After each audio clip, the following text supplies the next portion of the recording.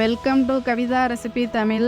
இன்னைக்கு பார்க்க போகிற ரெசிபி முட்டை வறுவல் எப்படி செய்யலாங்கிறத பார்க்கலாம் வாங்க. ஃபஸ்ட்டு இந்த ரெசிபி செய்ய முட்டை ஒரு 4 முட்டை நல்லா கழுவி எடுத்துருக்கேன். இதை மூழ்கிற அளவுக்கு தண்ணி சேர்த்து இதை வேக வச்சுக்கலாம். ஒரு 10 நிமிஷம் நல்லா வேக வச்சுக்கோங்க.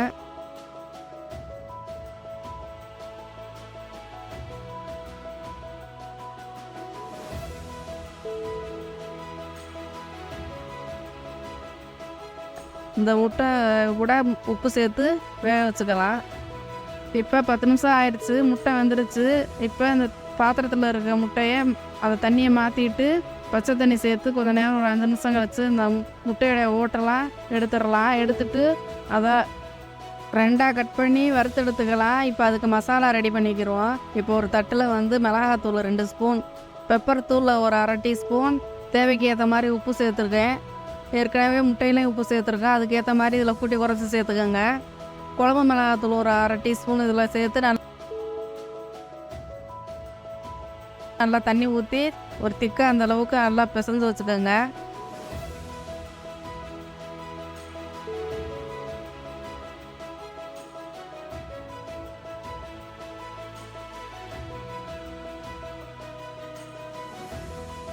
இப்போ முட்டையை 2 கட் பண்ணி எடுத்து வச்சுக்கலாம்.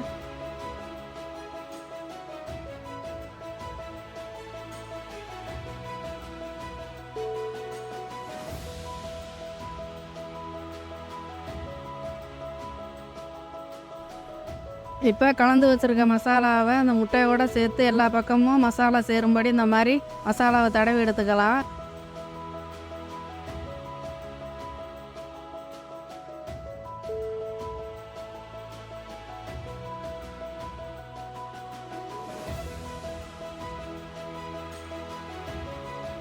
தடவிட்டு மிக்ஸாக இருக்குது பார்த்தீங்களா, அந்த மாதிரி மசாலா அதை ஒரு தோசைக்கல்லில் எண்ணெயை சேர்த்து அது கூட மிக்ஸ் பண்ணிக்கிடலாம். இப்போ ஒரு தோசைக்கல் எடுத்துக்கோங்க.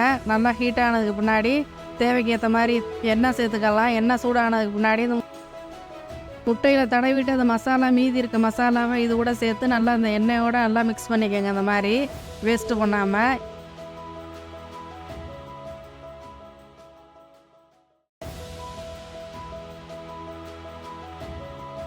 இப்போ மசாலாவை சேர்த்து வச்சுருக்கோம் பார்த்தீங்களா முட்டை, அதை ஒன்றா இது கூட சேர்த்து நல்லா வறுத்துக்கலாம். இப்போ இந்த எண்ணெயோட ஸ்டவ்வை லோ ஃப்ளேமில் வச்சுட்டு இந்த மாதிரி ஒன்றா எடுத்து முன்பக்கமும் பின்பக்கமும் ரோஸ்ட் பண்ணி எடுத்துக்கலாம். அந்த மாதிரி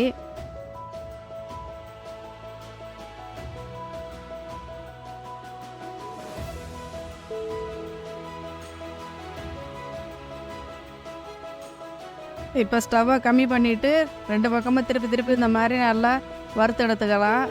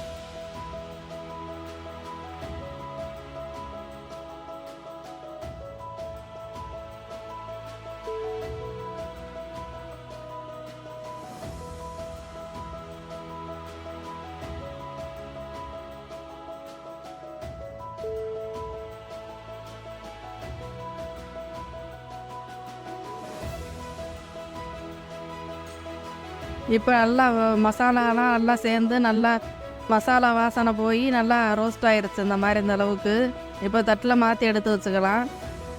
இப்போ ஒரு அருமையான ஒரு முட்டை வறுவல் ரெடி. இது ஒரு சாம்பார் சாதம், ரச சாதம், லஞ்சு பாக்ஸு எல்லாத்துக்குமே நல்லாயிருக்கும். இந்த மாதிரி ஒரு முறை செஞ்சு பாருங்கள். இந்த